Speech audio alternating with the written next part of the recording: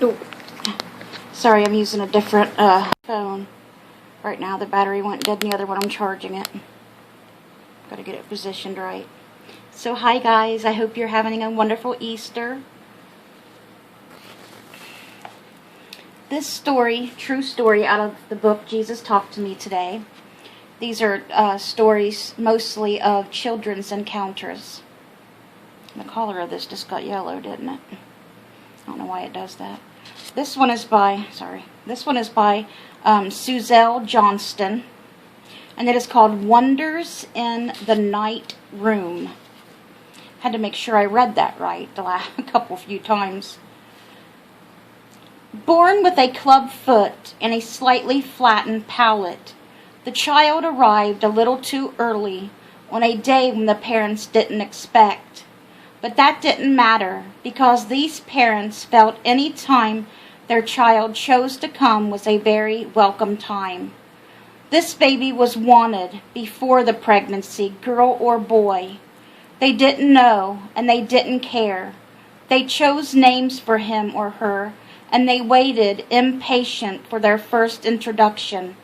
They'd already waited for a child for more than 10 years. And when he or she was finally conceived, what joy they knew. God was so good. Like Hannah of the Old Testament, who prayed for a son, or Elizabeth of the New Testament, who, when it was hardly possible, found herself celebrating the birth of her son. This mother-to-be gave thanks that her prayers were finally answered. Not even the warning of possible issues dimmed the couple's joy. So what if the father's blood type was O positive and the mother's A negative? Was that a problem? They didn't know. The doctors, however, understood the risk and were concerned. Why?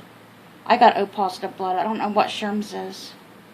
Even though the baby was premature, that was okay, because their daughter was born with a fringe of red hair and blue eyes, and a right number of toes and fingers, and if her heart was a little damaged, the doctors hoped she'd eventually outgrow it. Of course she will, her parents insisted. Don't you know? God answers prayer.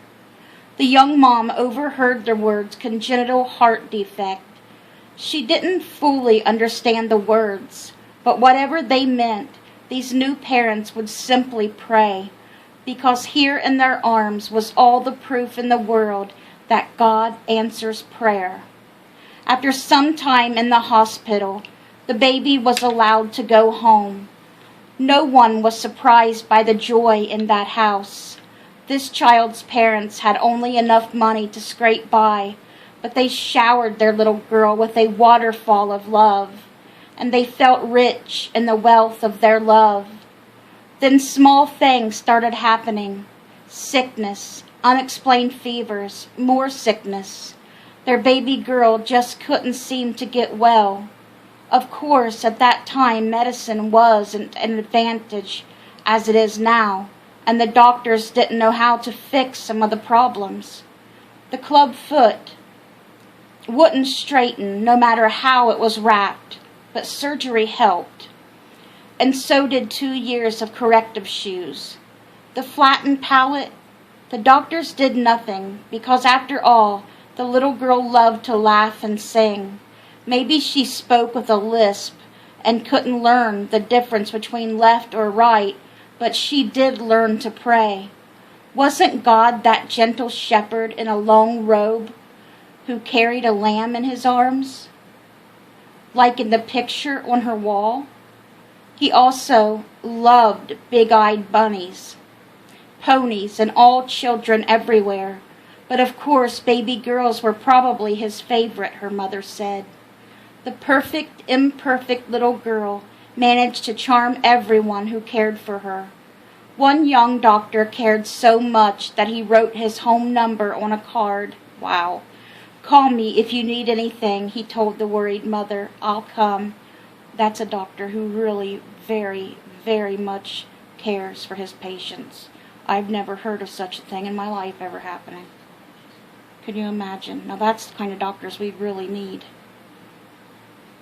come to your house if you need help. And he did. In the middle of the night, when another fever stayed too high, or to a quiet room with news no one wanted to hear, the little girl had so much energy. Was she really that sick? Did she have to stay so quiet?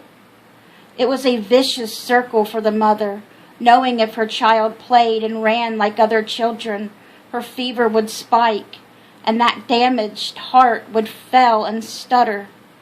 A church full of prayers rose as a vigil was held. Those who wanted to believe in a God of miracles gathered to pray. They called upon a God who once whispered, "Peace, be still." They remembered that he knew what it wasn't to be tossed back and forth upon a sea where nothing looked safe. And maybe he was the only one on the small ship who wasn't afraid, but he also understood his companion's fear. He knew how fragile people could be, that storms of fear and worry could swamp the faith of even the strongest. Yet even in the storm and all the rage and rain, he spoke so few words. He looked into the sea, burning and boiling in its fury, and he simply whispered, "Peace." Isn't that what we all want to hear when fear and doubt wake us in the middle of the night, storming in our hearts and wringing out what faith we somehow try to cling to? These parents, this church, and the doctors who stood at the girl's side wanted to believe. He whispered, "Still, peace." But the storm continued. Rheumatic fever, heart murmurs, a heart able to sustain less and less activity. Worst of all for that mother was another whisper she wasn't supposed to hear. She won't live past the age of 16. At that, and that was only if somehow this child managed to live to the age of 6. Peace? Where was such grace to be found? Certainly not in the years of hospital visits that followed. There were so many different hospitals with long corridors and longer needles. The little girl learned the drill. Another blood test, another examination, another hospital room where she would be left alone. But she wasn't really alone. The music of the angels and the stars and the heavens sang to her. She never told anyone about the angels coming to her room at night, how they would sing and laugh and smile. But when the stars spun circles in the skies, when she was alone and the lights were turned off, the room would glow and she would listen. Music, beautiful dreams, songs of the Spirit that only a child's heart could hear. A great choir sang anthems of praise. Pictures of a glowing world she'd never seen filled her mind with beauty and gave her the feeling that she, who'd always had to be careful, at last had the freedom to run and play. And all the while there was the music, rainbow-colored streams, magical forests where trees towered and touched the sky, laughter and butterflies and birds with shining wings stretched so wide. She would have said it was like the stories her mother told, fairy tales of a princess in a castle, the beauty and the fun she had, princess or child, sweating out a fever from another bout of pneumonia or something else, there in her dreams in the darkness of a hospital room, listening to the music. So much light and love filled her room that she'd smile and wait. She knew he would come. In all the light and sound, his was the face she looked for. Sometimes he was one of the singers. Sometimes he led the choir. Sometimes he just listened. But then he'd smile at her like he knew some great secret, as if he had so much more to share. She recognized the look in his eyes. He looked at her with the same expression as the man in the picture on her wall at home. He looked as though the lamb in his arms was precious and dear to him. She wasn't afraid when she looked into his eyes. He loved to sing and laugh with her, with the others, and the stars in the light. And when she became too tired to play, he'd sit at the foot of her bed and tell her it was okay to go to sleep. She figured he meant she'd wake to see another morning, and she did. Every night she listened and dreamed and healed. The rheumatic fever lasted almost 3 years. The heart that shouldn't have been strong didn't stop. During all that time, it didn't weaken. Instead, it survived. It beat steadily and sure, and she was allowed to go home.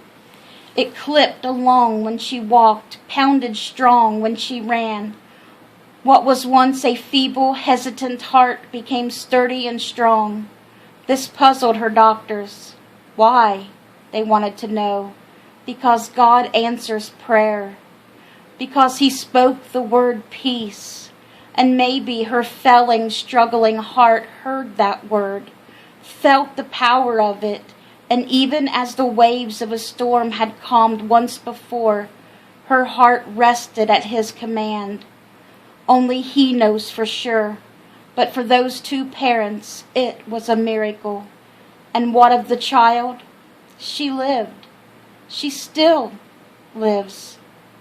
The memory of the music hasn't dimmed. At times she thinks if she listens hard enough, she might hear, as once she did with the ears of a child, the songs the angels sing at midnight when the stars spin circles and darkness is filled with light. She still lives. Good night.